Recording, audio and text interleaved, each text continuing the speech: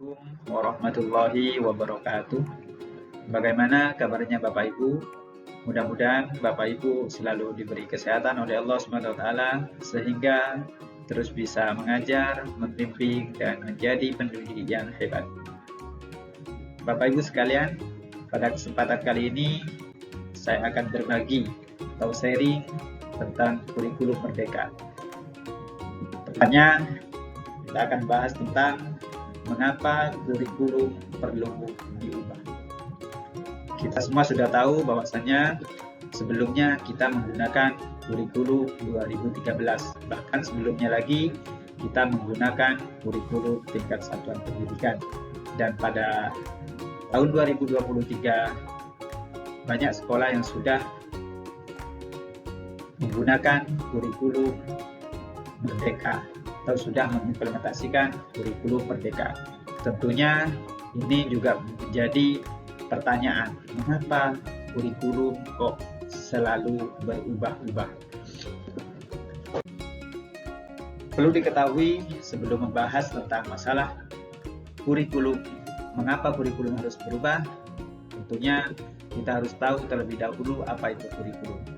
Kurikulum adalah seperangkat rencana dan pengaturan mengenai tujuan, isi, dan bahan pelajaran, serta cara yang digunakan sebagai pedoman penyelenggaraan kegiatan pembelajaran untuk mencapai tujuan pendidikan tertentu, sesuai dengan Undang-Undang Sisdiknas tahun 2003. Maksud dari pendidikan adalah menuntut segala kekuatan kodrat yang ada pada anak-anak, agar mereka sebagai manusia dan anggota masyarakat dapatlah mencapai keselamatan dan kebahagiaan yang setinggi-tingginya. Fungsi dari kurikulum. Kurikulum merupakan alat untuk mencapai tujuan nasional. Juga kurikulum merupakan pedoman guru dan siswa agar terlaksana proses belajar mengajar dengan baik dalam rangka mencapai tujuan pendidikan. Nah, disinilah kenapa kurikulum perlu diubah. Tentunya yang pertama, agar relevan dengan perkembangan zaman. Yang kedua, agar dapat memenuhi kebutuhan peserta didik.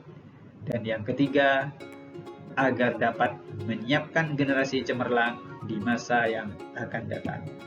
Tentunya inilah kenapa kurikulum perlu diubah, agar relevan dengan perkembangan zaman.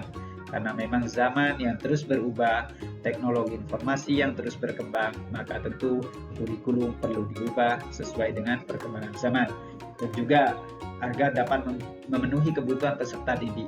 Tentunya kebutuhan peserta didik zaman sekarang berbeda dengan 5-10 tahun yang kemarin. Agar dapat menyiapkan generasi cemerlang di masa yang akan datang. Kurikulum yang baik tentunya kurikulum yang sesuai dengan zamannya dan terus dikembangkan sesuai dengan konteks dan karakteristik peserta didik untuk membangun kompetensi sesuai dengan kebutuhan mereka kini dan tentunya di masa depan mereka. Mungkin dari gambar ini bisa diilustrasikan bahwasanya kalau dulu kita ingin melihat video, ingin menonton video, kita harus menggunakan VCD player. Dulu kalau map kita menggunakan peta, sekarang sudah bisa menggunakan HP melalui GPS. Begitu juga untuk mendapatkan hasil foto, kita dulu menggunakan yang namanya film.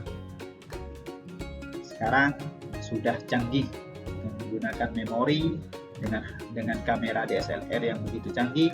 Maka dari itu kurikulum yang baik adalah kurikulum yang memang sesuai dengan konteks dan karakteristik peserta didik, tentunya untuk memenuhi kebutuhan mereka di saat ini dan juga yang akan datang.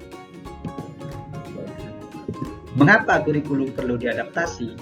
Yang pertama, kurikulum memang dirancang oleh pemerintah pusat, namun peserta didik memiliki kebutuhan yang berbeda-beda sesuai dengan lingkungan.